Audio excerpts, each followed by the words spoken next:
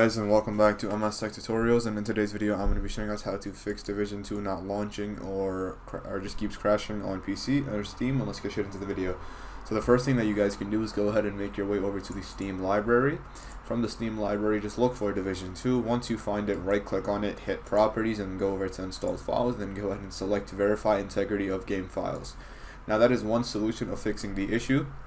Another solution you guys can try doing is by checking, or by in-game, just turn down your graphic settings, because it is possible that your graphic settings are causing an issue. Let's just say your PC isn't able to handle high or max graphics. Try setting it down to medium or low and then checking to see if that also causes an issue. The third method you guys can do is by updating your drivers, and you can do that by going over to the search bar, typing in device manager. Once the device manager is open, go ahead and make your way over to display adapters, right click on your GPU, hit update driver, and then go ahead and choose search automatically for drivers. Now this is one way of updating your drivers. Another way is by going over to the NVIDIA app directly, and then from here go over to drivers and then go over to download if you have an update available.